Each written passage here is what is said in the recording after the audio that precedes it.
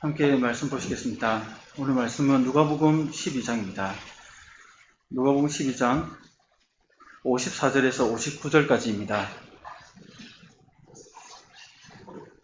신약성경 116쪽에 있습니다.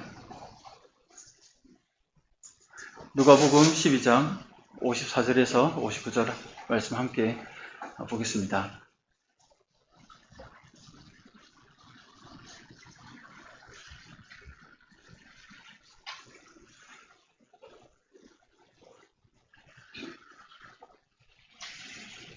본문이 짧으니까 우리 한 목소리로 합독하겠습니다. 54절부터 59절입니다. 시작. 또 무리에게 이르시되 너희가 구름이 서쪽에서 이는 것을 보면 곧 말하기를 소나기가 오리라 하나니 과연 그러하도 남풍이 부는 것을 보면 말하기를 심히 더우리라 하나니 과연 그러하니라. 외식하는 자여 너희가 천지의 기상은 분간할 줄 알면서 어찌 이 세대는 분간하지 못하느냐. 또 어찌하여 옳은 것을 스스로 판단하지 아니하느냐. 네가 너를 고발하는 자와 함께 법관에게 갈 때에 길에서 화해하기를 힘쓰라. 그가 너를 재판장에게 끌어가고 재판장이 너를 옥졸에게 넘겨주어 옥졸이 옥에 가둘까 염려하라. 네게 이르노니 한 푼이라도 남김이 없이 갚지 아니하고서는 결코 거기서 나오지 못하리라 하시니라. 아멘. 오늘은 시대를 분별하라 두 번째 시간으로 함께하는 말씀을 살펴보겠습니다. 우리는 예수님의 재림을 준비하는 성도의 자세를 그에 대한 교훈들을 살펴보고 있습니다. 앞 시간에는 그리스도의 재림이 있기 전까지 복음이 전파될 때 그 복음이 어떤 영향을 끼치는지에 대해서 살펴봤습니다. 복음이 사람들에게 전해지면 믿는 자와 믿지 않는 자가 갈라지면서 극심한 대립이 일어난다. 그게 가정 비유를 통해서 가정의 분쟁을 예를 들어서 그게 민족과 또 국가 간 이런 분쟁으로 일어날 것을 예고하셨습니다.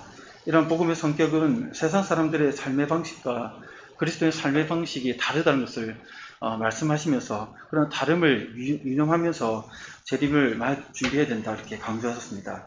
그리고 이어진 오늘 본문은 현 역사에는 분명히 종말이 있을 것을 강조합니다. 이를 계기로 완성된 하나님 나라가 이 땅에 임할 것이고 그날을 이제 바라보며 우리는 어떠한 삶을 동시에 또 살아가야 되는지 영적으로 깨어있고 또 시대를 분별하며 회개하는 삶을 살아가라고 오늘 말씀에서 이어서 이렇게 말씀해 주고 계십니다. 성도 여러분, 이러한 재림을 준비하는 삶을 살려면 우리는 무엇을 해야 할까요? 먼저 재림의 의미를 이해하고 있어야 됩니다. 예수님은 왜 재림하셔야만 할까요? 그 이유는 세상의 모든 악과 불의는 예수님이 재림하셔야만 해결될 수 있기 때문에 그렇습니다. 세상은 죄악으로 가득 차 있습니다. 그래서 그로 인해 발생하는 것들이 고통이죠. 이 고통은 모든 자에게 찾아옵니다. 그래서 믿는 우리들도 이런 질문을 던지게 됩니다. 하나님이 살아계시고 선하신데 왜 세상에 죄악과 고통을 허락하시는가? 언제 이런 죄악과 고통이 완전히 사라지게 하실 것인가? 이러한 물음 가운데 우리는 일상에서 이런 것들을 던지면서 살아가고 있다는 것이죠. 성도 여러분들은 이런 질문을 던져본 적이 있을 것입니다. 그렇죠? 사실 이런 질문을 믿지 않는 자들도 던집니다. 인류가 가진 오래된 질문들 중에 하나가 고통에 관한 물음입니다. 인생에는 왜 괴로운 일들이 일어나는가? 그래서 어떻게 마음을 다스려야 할까? 이런 오래된 질문들을 인류가 던지고 있다는 것이죠. 인생의 고통을 왜 오는가? 어떻게 하면 극복할 수 있는가? 고통 자체를 없앨 수는 없는가? 아니라면 어떻게 받아들이고 마음을 추스려야 하는가? 하는 이런 오래된 질문을 믿지 않는 자들도 던집니다. 이러한 인생이 겪는 실제적인 물음에 답을 찾기 위해서 사람마다 또 종교마다 나름대로 그 답을 찾아 헤매고 이게 답이다 하면서 그것을 위안 삼아 살아가고 있다는 것이죠. 신문기사에서 이런 인터뷰를 보았습니다. 85 옥스퍼드 석학은 왜 한국 사찰, 그러니까 저를 찾았는가 하는 제목의 기사였는데 이 사람 이름이 데니스 노블 옥스퍼드대 생리학 명예 교수라고 합니다. 엄청 유명하신 분이시더라고요. 저는 잘 모르지만 이쪽 계통은. 이분이 방금 던진 이런 삶의 오래된 질문을 안고 한국 사찰들을 방문했다는 내용입니다. 이분이 겪은 개인적인 고통 때문에 불교에 관심을 갖기 시작했다는 것이죠. 도무지 어떻게 받아들여야 할지 몰랐던 삶의 고통스러운 순간에 어떤 불교에서 말하는 명상을 통해서 큰 도움을 받았다고 얘기를 합니다. 아내가 오랫동안 우울증에 시달리고 그것 때문에 약을 먹는데 약을 잘못 먹어서 합병증이 오고 그것을 오랜 시간 남편으로서 옆에서 관호하고 고통의 시간들을 지내면서 자기는 엄청 힘들었다는 것이죠. 때론 순간순간 화가 막 치밀어 올랐다고 합니다. 왜 이런 고통을 내가 겪어야 하나? 왜 나한테 이런 일이 생기지? 고통을 줄일 방법을 찾다가 불교에서 말하는 그 명상을 통해서 고통을 이렇게 좀 객관화시키면서 최소화시키는, 그러면서 하루하루를 버틸 힘을 얻었다, 이런 얘기를 기사에서 하는 겁니다. 그러면서 이 교수님이 불교에 푹 빠진 계기가 된 이야기 한 가지를 소개합니다. 왜 불교 얘기를 하느냐? 잘 들어보십시오. 끝까지. 이상하게 생각하지 마시고. 2500년 전 이 교수님이 한 얘기입니다. 불교에 심취하게 된 이야기를 부처와 그 제자들의 그 이야기를 가지고 설명하고 있습니다. 2500년 전 이 세계가 영원한가? 차후 세계는 존재하는가? 끊임없이 질문하는 제자에게 부처가 답했습니다. 만일 어떤 사람이 길을 가다가 어디선가 날아온 독화살에 맞았다고 하자. 그런데 그 화살은 그대로 두고서 이 화살을 쏜 사람은 누구이고 왜 나에게 쏘았을까? 이 화살을 만든 나무 재질은 무엇이며 화살 쪽에 묻은 독은 성분은 무엇일까?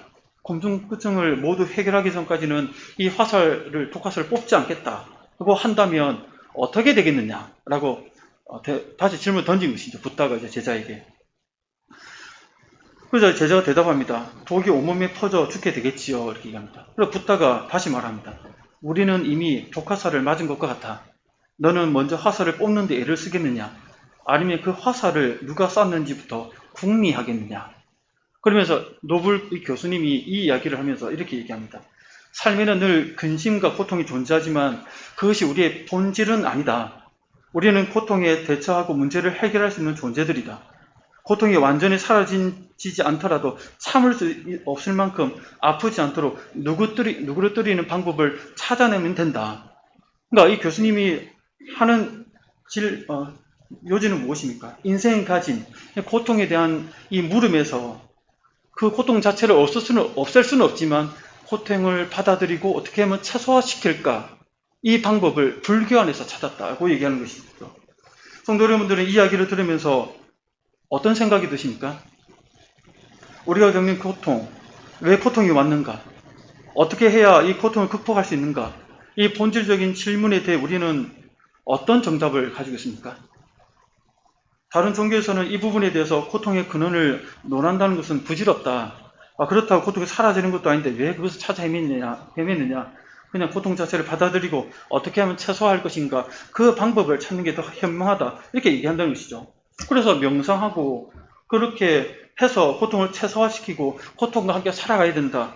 이는 초점에 맞추겠다는 것입니다. 중요한 것은 독화살이 어디서 날아왔는가, 고통이 어디서부터 왔는가, 이걸 찾는 게 중요한 게 아니라 그걸 최소화시키는 게 중요하다. 이런 식으로 대답을 하는 것이죠. 어떻게 보면 그들의 입장에 정직한 대답입니다. 고통이 어디서 왔는지 그들은 모르니까요. 그러니까 받아들일 수밖에 없고 그 고통을 최소화시키는 데 초점을 맞출 수밖에 없다는 겁니다. 사람이든 다른 타 종교의 모습들이 다 이와 비슷하죠. 이 수준이. 근데 우리는 그들이 말하는 답은 답이겠지만 정답은 아니죠. 우리는 정답을 알고 있습니다. 우리는 인생이 겪는 고통의 원인을 알고 있다는 것이죠.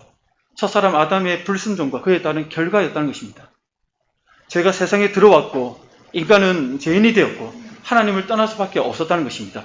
거기서부터 모든 고통이 시작되는 것이죠. 모든 고통이 이 죄의 문제에서부터 비롯됩니다.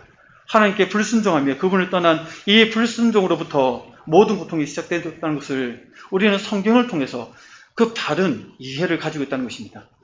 그리고 근본적인 해결책도 알고 있습니다. 이 죄의 문제를, 그리고 이 고통의 문제를 해결하기 위해서 하나님께서 아들을 이 땅에 구원자로 보내주실 것을 약속하셨습니다. 십자가 죽음과 부활을 통해 속죄하실 것이고 마귀를 심판하실 것이고, 그래서 이 모든 문제를 해결할 것이다 약속하셨죠. 그리고 이 약속에 따라 2000년 전에 예수님께서 이 땅에 보냄을 받아 오셨고 이 땅에서 십자가 죽음과 부활과 승천을 통하여 이 모든 죄와 고통의 근원들을 해결할 수 있는 그 속죄 대속의 사역을 이루신 것입니다. 그리고 승천 후에 성령을 우리에게 보내주시고 교회를 세우시고 복음을 통하여 믿지 않는 자들에게 이 죄의 문제, 고통의 문제를 해결할 수 있는 그 길이 바로 예수 그리스도께 있다는 것을 전파하도록 나와 우리를 통해서, 교회를 통해서 이 일을 하게 하신 것이죠. 그래서 성령으로 권능도 더입혀 주시고 지금까지 이 복음이 온 천하에 전파되도록 하고 계시는 것이죠. 교회를 통해서만, 이 복음을 통해서만 이 죄와 고통의 근원적인 문제를 해결할 수 있다는 것입니다. 그리고 때가 되면 예수님께서 다시 오실 것인데 그때 이 죄와 고통의 문제 완전히 해결해 주실 것이고, 이것을 일으켰던 마귀와 그 졸개와 하나님께 불순종했던 모든 사람들에 대한 심판이 이루어지면서 지옥에 던져 넣을 것입니다. 그리고 새 하늘과 새 땅이 이 땅에 이루어질 것이고, 그때는 죄도 없고 악도 없고 마귀도 없는, 고통도 아픔도 슬픔도 질병도 없고 억울한 일도 답답한 일도 없는 이런 모든 고통이 사라진 그런 천국에서 하나님을 예배하며 영원히 살게 될 것입니다. 이것이 기독교가 말하는 죄와 고통에 대한 근본적인 해결책이라는 것입니다. 우리는 이 약속을 소망하며 그날이 속히 오도록, 또 주님께서 재림하셔서 이 모든 죄악과 마귀로부터 비롯된 죄의 유혹들과 고통의 문제들을 해결해 주실 그날, 완전히 사라질 그날을 우리는 고대하면서 기다리고 있다는 것입니다. 이것이 재림의 의미라는 것입니다. 물론 다른 의미도 있겠지만, 성도 여러분, 다른 종교에서는 나름대로 답을 가지고 있다고 말할 수 있겠지만 정답은 아닌 것이죠. 오직 우리 기독교만의 정답을 가지고 있다고 말씀드릴 수 있습니다. 우리 주님께서 재림하실 때 이 모든 것을 해결해 주시기 때문입니다. 이것이 재림이 갖는 중요한 의미입니다. 그렇다면 우리는 어떠한 모습으로 주님의 재림을 이러한 일을 가지고 기다려야 될까요?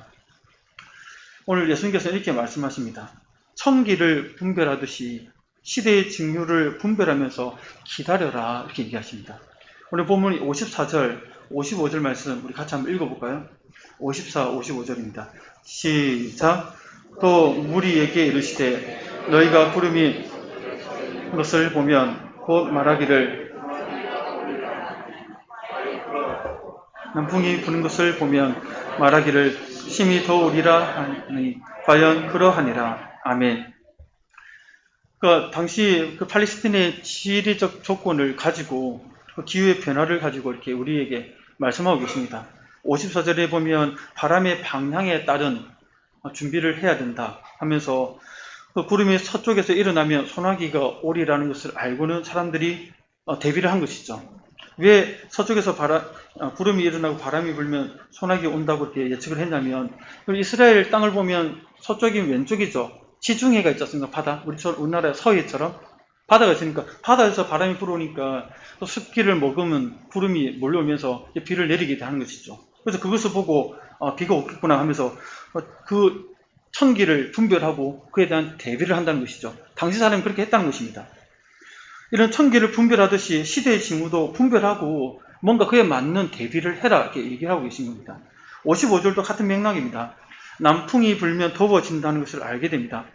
이스라엘 땅 남쪽에 보면 아라비아 사막이 있기 때문에 그 아라비아 사막에서 바람이 불어오면 사막에 뜨거운 바람이 불어오는 거니까 여름철 날씨처럼 기후가 더워지는 것이죠.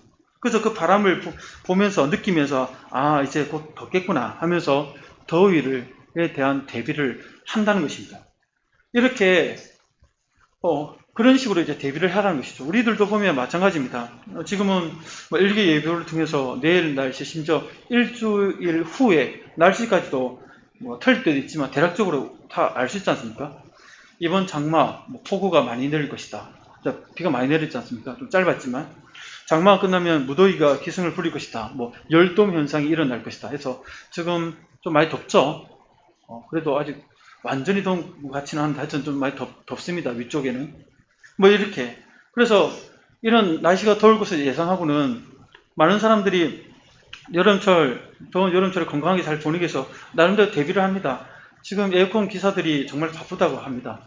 1, 2주 정도 기다려야 에어컨을 설치할 수 있는 기사가 와서 설치를 해준다, 이렇게 얘기를 합니다. 그러니까 설치 기사가 필요 없는 뭐 창문형 에어컨, 이동형 에어컨 이런 것들이 불티나게 팔린다. 뭐 이런 얘기들이 신문 보도에 막 나옵니다. 그렇게 일개 예배를 통해서 그 후에 일어날 상황에 대비해서 에어컨을 설치한다든가 여름을 대비하는 것처럼 우리들도 그렇게 하고 있지 않습니까? 2000년 전 그 예수님 당시에 살았던 사람들도 동일한 원리로 날씨를 보고 그에 대해서 대비를 하는 삶을 살아가고 있었다는 겁니다. 예수님이 이처럼 사람들이 보편적으로 이런 하늘의 기후를 분별하여 날씨에 대해서 미리 내다볼 줄 안다면 그에 맞는 대비를 하는 것처럼 왜 이 시대에 일어나는 여러 가지 징후들, 증상들을 보면서 무관심하고 무지하게 그냥 지나쳐 버리느냐라고 얘기를 하시는 것이죠. 예수님 말씀하신 시대의 징후는 오늘 본문에서 자세히 언급하지는 않습니다.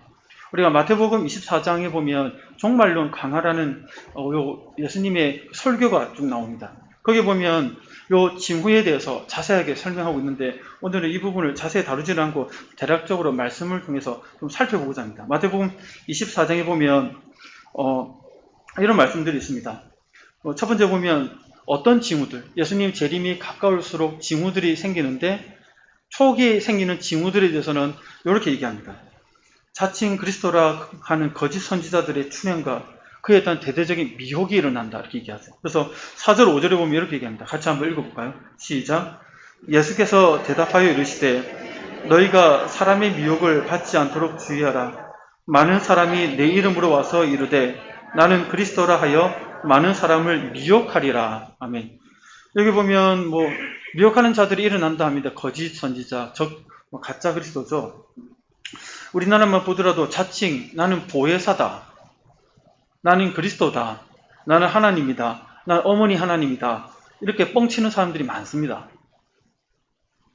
가짜 그리스도, 가짜 하나님, 가짜 보혜사 둘이 얼마나 많은지 모릅니다. 그런 자들이 나는 그리스도라 하면서 사람들을 막 미혹하는 것이죠. 이런 것들이 정말 많습니다. 우리나라 이단들이 얼마나 대단한지 해외로 이렇게 수출을 해가지고 남미에 있는 선교사님들도 이단 때문에 골치 아프다 얘기합니다.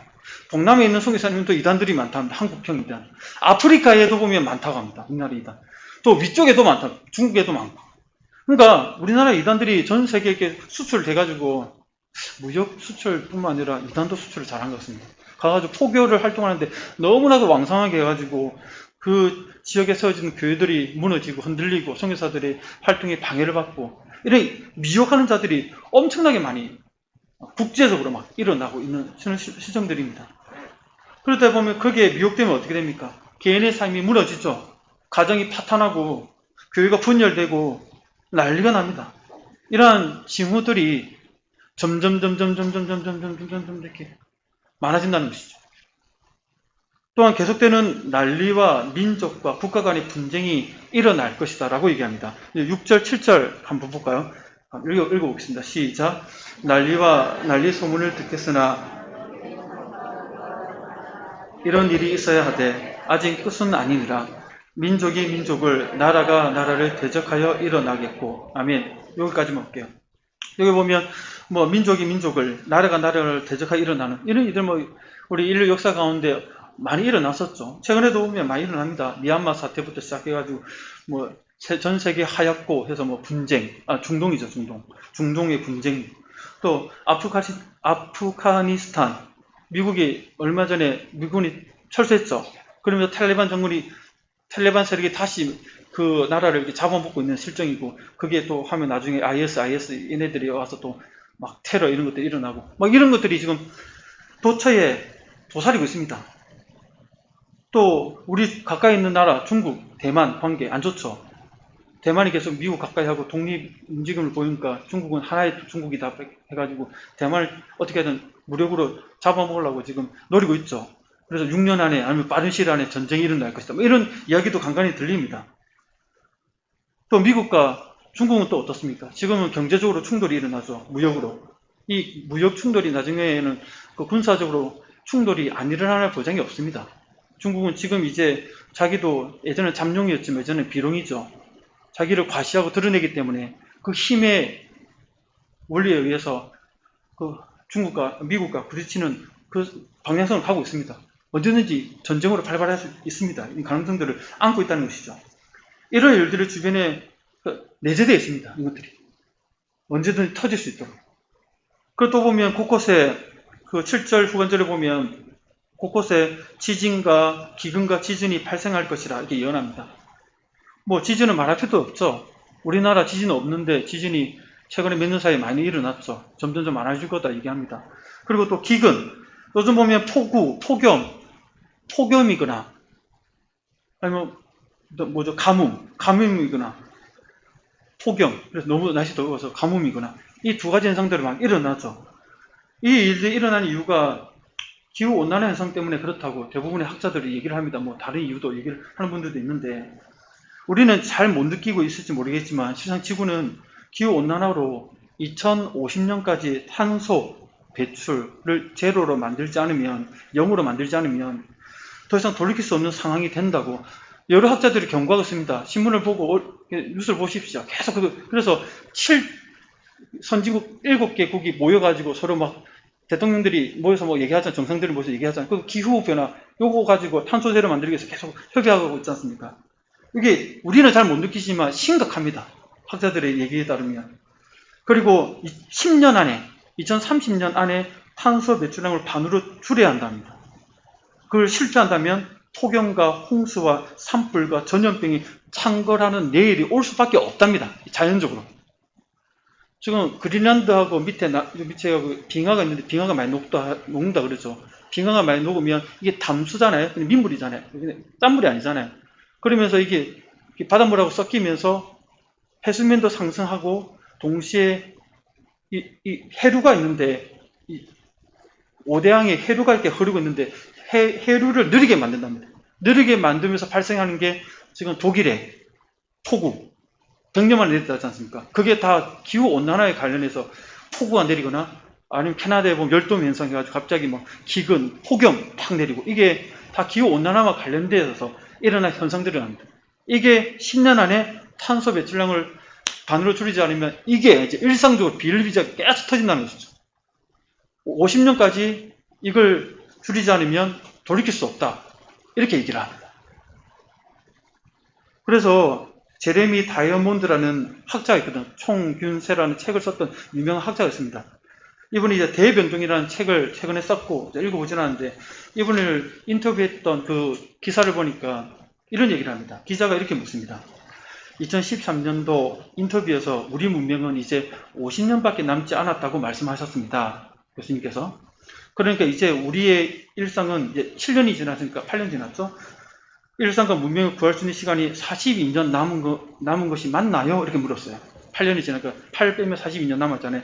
이제 올해 물어봤으니까. 그러니까 다이아몬드 교수님 대답합니다. 아닙니다. 30년 남았습니다. 우리의 일상과 문명을 구할 수 있는 시간은 30년 남았습니다. 예상보다 빠르게 진행되고 있습니다.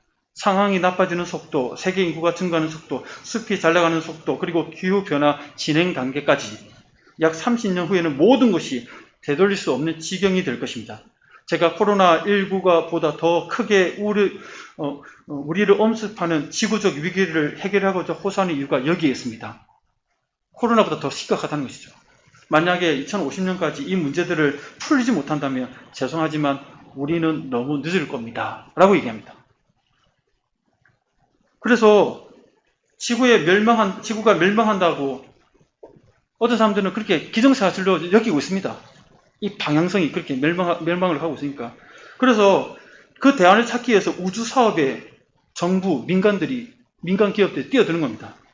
지난 5월 달에는 중국의 화성 탐사선 태넌 1호가 화성 유토피아 평원에 착륙했다고 얘기합니다. 왜 화성에 갈까요? 돈 벌라고? 관광 때문에? 아닙니다.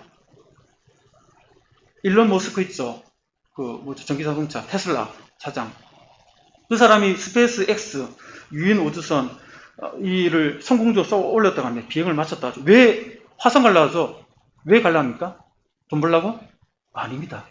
지구 망할 거니까. 그 대안으로 화성 가가지고 새로운 인류가 정착할 수 있도록 만들겠다. 그래서 우주 여행을 가는 겁니다. 지금. 그 이제 초보 단계에 있는 거죠, 지금은. 그래, 세계 다른 이런 사람들은 지구 망할 거니까 대안으로 화성 가가지고 우린 거기서 살겠다. 이런 플랜을 가지고 거기에 맞춰서 모든 자기의 재산과 모든 걸 다 때려붓고 지금 연구를 하고 있는 겁니다. 지금 우주 사업을 뛰어드는 것이죠, 사람들이. 이렇게 세상 사람들은 살 길을 찾기 위해서 이렇게 노력하고 있다는 겁니다. 근데 놀라운 사실은 마태복음 24장 8절에서 이렇게 말씀합니다. 8절을 보면 8절을 한번 볼까요? 이 모든 것은 재난의 시작이니라 이렇게 합니다. 이게 끝이 아니라는 거죠. 시작이라는 겁니다. 그게 이제 시작. 이 모든 것이 재난의 시작일 뿐입니다. 위에 징조들이고 종말이 아니라는 것이죠. 그러면서 그 이후에 어떤 상황이 오냐면 전 지구적으로 고통당하는 이 상황이 일차적으로 올 것이고 그 다음 단계는 예수 믿는 우리들에게 대대적인 핍박이 올 것이다 라고 이렇게 얘기를 합니다. 그래서 9절, 12절 보면 이렇게 얘기합니다. 우리 천천히 9절부터 읽어볼까요? 시작. 그때에 사람들이 너희를 환난에 넘겨주겠으며 너희를 죽이리니 너희가 내 이름 때문에 모든 민족에게 미움을 받으리라. 그때에 많은 사람이 실족하게 되어 서로 잡아주고 서로 미워하겠으며 거짓 선지자가 많이 일어나 많은 사람을 미혹하겠으며 불법이 성함으로 많은 사람의 사랑이 식으리라. 아멘. 그리스도인에 대한 대대적인 박해가 있을 것이고 교회 내부의 시험이 찾아와서 서로 고발하고 증오하고 무너지는 현상이 일어날 것이고 거짓 선지자가 책동해서 미혹받는 자들이 많을 것이고 불법이 성할 것이고 사랑이 식어지게 될 것이다 라고 성도들에 대한 이러한 일들에 대해서 이렇게 예수님이 예언하고 계십니다. 그러나 뭐라고 얘기하시죠? 13, 14절에서 끝까지 견디는 자는 구원을 얻으리라 하십니다. 그리고 이 천국 복음이 모든 민족에게 증언되기 위하여 온 세상에 전파되리니 그제야 끝이 오리라 얘기합니다. 그러니까 천국 복음이 마지막으로 온 민족에게 다 전파되고 난 후에야 이제 끝나고 주님께서 재림하신다라고 이렇게 예수님께서 말씀하신 말씀의 의미들을 살펴봤을 때 얘기를 하신다는 것이죠. 그러면서 마태복음 24장 35절에서 이렇게 결론을 내리고 있습니다. 같이 한번 읽어볼까요? 시작. 천지는 없어지을지언정 내 말은 없어지지 아니하리라. 아멘. 예수님께서 하신 이 말씀, 예수님의 그 신적 권위를 가지고 선포한 이 예언의 말씀이 한마디도 없어지지 않고 그대로 이루어질 것이다 라고 예수님께서 마지막 도장을 꽝 찍으시는 것이죠. 이게 소설이 아닙니다. 이게 그냥 그럴 수도 있겠다라가 아닙니다. 이렇게 될 것입니다. 역사는 이 방향으로 흘러갈 것입니다. 왜냐하면 하나님께서 그렇게 계획하셨고 그렇게 이루실 것이기 때문입니다. 그렇다면 우리는 어떻게 해야 합니까? 세상은 이 방향으로 달려갈 것이 분명합니다. 그리고 정말 즉 주님의 재림이 가까울수록 예언하신 이런 징후들이 이렇게 증폭될 것입니다. 그게 우리한테 더 우리의 목을 조여오겠죠. 그런 현상들을 보면서 우리는 어떻게 반응해야 될까요? 오늘 본문으로 다시 돌아와서 예수님은 이렇게 권면하십니다. 천기를 분별하듯이 시대의 징후를 분별하라 라는 것입니다. 이런 얘기 듣고 무서워. 겁먹지 말고 나는 상관없어. 무관심도 하지 말고 이 말씀을 근거로 시대가 이 세상이 어떻게 돌아가고 있는지를 보고 분별하라는 것이죠. 정말 예수님께서 말씀하신 대로 되어지고 있구나. 그럼 얼마 지나지 않아 정말 예수님께서 재림하실 거구나. 그럼 나는 어떻게 삶을 살아야 되나? 어떻게 신앙의 삶을 교회 공동체 중심으로 살아야 되는가? 라는 고민을 안고 살아가야 된다는 것입니다. 그래서 예수님께서 그런 권면을 하시는 것이죠. 천기를 분별하듯 시대의 징후를 분별하라. 그런데 당시 무리들의 상태는 어땠습니까? 56, 57절을 보면 한번 본문 말씀 볼까요? 56, 57절입니다. 오늘 본문 말씀입니다. 같이 한번 읽어보겠습니다. 시작. 외식하는 자여 너희가 어찌 이 시대는 분간하지 못하느냐? 또 어찌하여 옳은 것을 스스로 판단하지 아니하느냐? 아멘. 외식하는 자여라고 대본에 얘기합니다. 책망하는 거죠. 외식한다. 외식한다는 말은 지금 요 앞 본문 위에서는 제자들에게 말씀하셨고 오늘 본문에는 무리들에게 얘기하거든요. 그러니까 제자들도 듣고 무리들도 듣는 이 말씀도 있죠. 그러니까 그 무리들에게 외식하는 자들이라고 그들을 책망합니다. 외식이라는 의미가 뭐죠? 관심이 없다는 겁니다. 겉과 속이 다른 것을 외식이라고 얘기하죠. 위선이라고 얘기합니다. 천지기상을 분별한다 하면서도 진짜 중요한 이 시대에 재림을 준비하는 그 분별하고 대비하는 일에 대해서는 무관심하니까 바보 같은 놈들아 라고 이렇게 예수님께서 책망하시는 것입니다. 예수님은 무리들을 깨닫지 못하는 것을 계속해서 언급하십니다. 어찌 이 시대는 분간하지 못하느냐? 어찌하여 옳은 것을 스스로 판단하지 못하느냐? 왜 영원한 멸망을 빠지지 않도록 자기를 구원하기 위해서 왜 예수님을 믿고 왜 대비하지 않느냐? 라고 책망하고 있는 것이죠. 성도 여러분들은 어떻습니까? 1기 예보를 보고 더운 여름철을 나름대로 여러분들 대비하셨을 것입니다. 또 좀 대비하고 하려고 하시겠죠. 그런데 정작 중요한 우리의 영혼, 우리의 미래를 위해서 주님의 재림을 맞이하는 이 과정 속에서 이 징후들을 보면서 우리의 영혼을 위해서는, 우리 교회를 위해서는 어떤 것을 대비하고 계십니까? 그냥 현상들만 보며 두려워하거나 아니면 회피해버리고 그냥 무관심하고 하거나 그러진 않습니까? 불법이 성하고 사랑에 식어지리라고 했는데 혹시 세상 사람들처럼 불법에 자신의 삶을 내맡기고 있지는 않습니까? 남들도 하는데 뭐 나라도 못할 게 뭐냐, 회개하면 되지, 이런 식으로 자기를 이렇게 막 불법에 자기를 계속 팔아버리지는 않습니까? 하나님 사랑과 이웃 사랑이 식어지는 이 현상에 나도 모르게 따라가면서 내 마음속에 남는 것은 의무감뿐이요, 내 마음속에 남는 것은 계산된 어떤 행동과 계획들 뿐이요, 사랑이 식어져, 사랑이 동기가 되지 않고, 사랑이 원인이 되지 않고, 사랑이 목적이 되지 않고, 이것도 다 잃어버리고 그냥 빈 껍데기처럼 기계적으로 교회를 다니고, 기계적으로 예배를 드리고, 기계적으로 해야 되니까, 눈치 보니까, 직분이 있으니까 기계적으로 하고 있는 이런 빈 껍데기, 사랑에 빠진 그런 모습으로 식어져 가고 있지는 않습니까? 아니면 이러한 현상들을 보면서 더욱 믿음을 세우기 위해서 몸부림치고 계십니까? 오늘 본문에서 예수님께서는 이러한 우리들에게 마지막으로 주시는 교훈은 무엇입니까? 시대를 분별하고 있다면 기회가 주어진 그 시간 안에 자신을 지키기 위해서 늘 회개의 삶을 살라고 우리에게 권면하십니다. 그래서 58, 59절 우리 같이 한번 읽어볼까요? 본문입니다. 시작. 네가 너를 고발하는 자와 함께 법관에 갈 때에 길에서 화해의 길을 힘쓰라. 그가 너를 재판장에게 끌고 가고 재판장이 너를 옥졸에게 넘겨주어 옥졸이 옥에 가둘까 염려하라. 네게 이르노니 한 분이라도 남김이 없이 갚지 아니하고서는 결코 거기서 나오지 못하리라 하시니라. 아멘.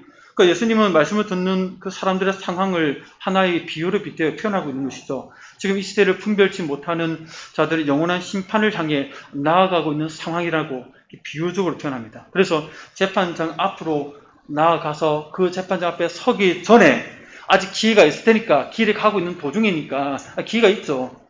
그때 화해하기를 힘써서 감옥에 갇히지 않도록 해라는 것입니다. 이러한 비유를 통해서 예수님은 최후의 심판의 자리로 나아가고 있는 모든 이들이 아직 기회가 있을 때 그 자리 앞에 서기 전에 기회가 주어져 있으니까 구원받기 위해서 회개하고 예수님을 믿으라는 것입니다. 하나님의 심판이 재림 때 집행될 텐데 그 전에 아직 이 땅에서 생명을 갖고 있을 때 회개할 수 있는 기회가 남아있는 이 동안에 그리스도와 화해하고 그분을 구원자로 받아들여서 하나님 영원한 심판에서 벗어나라는 것입니다. 기회가 있을 때 그 기회를 살아가는 것이죠. 그래서 네가 너를 고발하는 자와 함께 법관에게 갈 때에 길에서 화해하기를 힘쓰라. 기회가 있을 때 돌이키라 라고 얘기를 하고 있는 것입니다. 이 비유는 단순히 예수를 믿지 않는 불신자들에게만 해당될까요? 동시에 이미 믿고 있는 우리에게도 적용할 수 있다는 것입니다. 믿는 자들이라면 심판주 앞에 서기까지 늘 회개의 삶을 살라는 것입니다.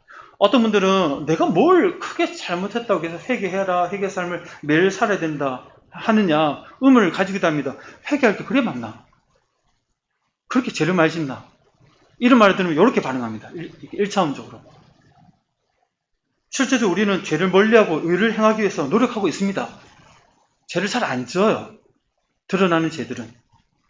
그래서 겉으로 보면 회개할 거리가 없다고 느낍니다. 또 신앙이 얕을 때는, 초보일 때는 자기 죄가 잘 안 보여요.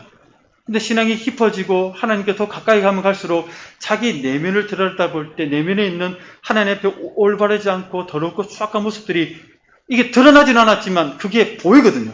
생각 속에서 내 동기가 잘못됐다는 거, 마음가짐이 잘못됐다는 거, 이 뿌리를 날마다 내 내면에서 발견하기 때문에 이게 싫고 괴롭고 이걸 끊고 싶고 이런부터 벗어나고 싶은데 여전히 그 죄성에 매여있는 자신의 모습 때문에 휘둘리는 모습, 물론 이걸로 말로서 죄짓지 않고 행동으로 죄를 짓지 않는다 하더라도 내면에서 일어난 자신의 죄인된 모습을 날마다 보면서 괴로워하는 것이죠. 그래서 날마다 하나님 앞에 애통하면서 회개의 삶을 살게 된다는 것입니다. 그렇게 주님의 재림이 가까우면 가까울수록 우리의 삶의 외부적인 위협과 또 마귀의 유혹이 점점 강화될 텐데, 또 우리를 넘어뜨리기 위해서 많은 유혹들이 찾아올 텐데, 그럴 때 혹여나 우리가 넘어질 수도 있고 혹여나 속을 수도 있고 또 고의적으로 불법을 따를 수도 있고 혹여나 방심해서 우리의 사랑이 식어질 수도 있다는 것입니다. 그럴 때마다 우리는 다시금 회복의 길을 나아가야 되는데 그 길이 바로 예수 그리스도의 보혈을 의지하여 회개하는 회개의 삶이라는 것입니다. 회개는 내가 잘못했습니다. 하나님 때리지 마세요. 이렇게 피해가는 게 아닙니다. 물론 그것도 의미가 포함되어 있겠죠. 내가 누군지, 하나님 은혜 없이는 내가 살아갈 수 없는 존재입니다. 하나님 나를 붙들어 주십시오. 여전히 죄성이 나를 붙들고 하나님 앞에 바로 서지 못하도록 흔듭니다. 주변의 유혹과 내면의 유혹들이 나를 흔들어 놓습니다. 저는 연약합니다. 또한 생각으로, 마음으로 또 하나님 앞에 잘못했습니다. 하나님 이 종을 불쌍히 여기시고 용서해 주시고 날마다 붙들어 주옵소서 라는 회개의 삶을 주님의 재림이 가까우면 가까울수록 더 우리의 목을 옥죄기 때문에 그런 삶을 살아가는 길밖에 없다고 예수님께서 우리에게 말씀하고 계신 것입니다. 성도 여러분, 바라기는 주님의 재림이 가까우면 가까울수록 그거 여러분들이 발견하면 발견할수록 날마다 회개하는 삶, 회개의 삶을 사는데 집중하시기를 소원합니다. 그래서 우리의 영혼이 세상의 유혹에 굴복하지 않고 내면의 유혹에 물들지 않고 하나님 앞에 바로 서서 주님의 재림을 기쁨으로 맞이할 수 있는 성도님 되시기를 주의 이름으로 축복합니다. 우리 함께 기도하겠습니다.